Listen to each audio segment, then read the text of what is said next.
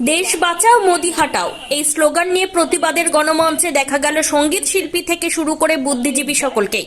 এদিন মুর্শিদাবাদের বহরমপুরে এদিনের এই প্রতিবাদ মঞ্চে উপস্থিত ছিলেন বিশিষ্ট সঙ্গীত শিল্পী সৈকত মিত্র, বিশিষ্ট চিত্র পরিচালিকা সুদেষ্ণা রায়, সঙ্গীত শিল্পী বাবু মান্নার কতই রঙ্গ দেখি দুনিয়ায় এই গান দিয়ে শুরু করে প্রতিবাদী কথা বক্তব্যের মধ্য দিয়ে রাজ্য সঙ্গীত দিয়েই এদিনের অনুষ্ঠান শেষ হয়। সঙ্গীত শিল্পী সৈকত মিত্র জানান, দেশের এই স্বৈরাচারী শাসন ব্যবস্থার বিরুদ্ধে আমরা আজ পথে নেমেছি সাধারণ মানুষকে সজাগ করতে। আপনাদের এই মূল্যবান ভোট বিচার বুদ্ধি বিবেচনা করেই দেবেন।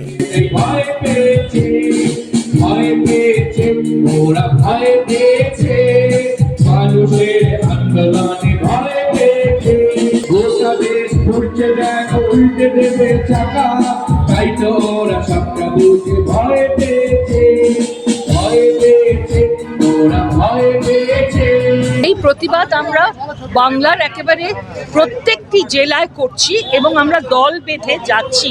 তার মূল কারণ হচ্ছে আমরা কেউই বিভাজনের রাজনীতিতে বিশ্বাস করি না। সে বিভাজন ধর্মীয় হোক, জাতিগত হোক, লিঙ্গগত হোক, যেভাবেই হোক আমরা বিভাজন চাই না। আমরা ফাসিজম চাই না। ফ্যাসিবাদী যে প্রচার ওরা করেন, যেভাবে ওরা আমাদের উপরে তাদের ফ্যাসিবাদী সমস্ত কার্যকলাপ কায়েম করার চেষ্টা করছে, যেভাবে আমাদের বাঙালিকে এবং বাংলাকে বঞ্চিত করছে, সেটা সবার কাছে সেই বার্তা পৌঁছে দেওয়াই হচ্ছে আমাদের মূল উদ্দেশ্য। জুড়ে যে ধর্মীয় মেরুকরণ করবার চেষ্টা করছে, এই মেরুকরণের বিরুদ্ধে আমাদের পথে নামা। আমরা লালনের গান শুনেছি, আমরা রবীন্দ্রনাথের গান শুনেছি, আমরা কাজী নজরুলের গান শুনেছি।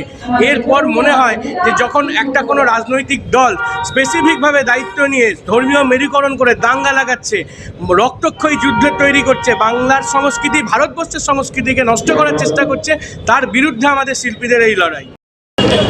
প্রতিবাদ হচ্ছে গণতন্ত্র বাঁচানোর, প্রতিবাদ হচ্ছে আমাদের সংস্কৃতিকে বাঁচানোর, প্রতিবাদ হচ্ছে মানুষ যে ভয়ঙ্কর পরিস্থিতির মধ্যে পড়তে চলেছে তাতে যাতে না পড়তে পারে তার জন্য প্রতিবাদ।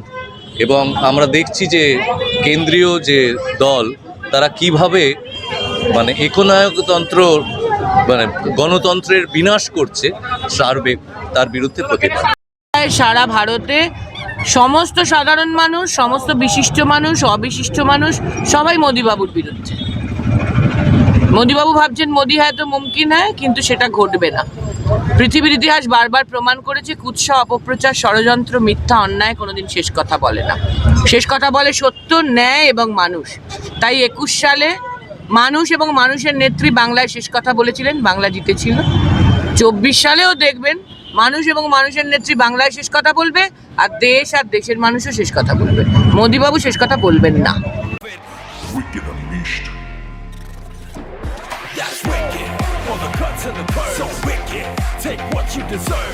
BDS Vader, unleash your wicked.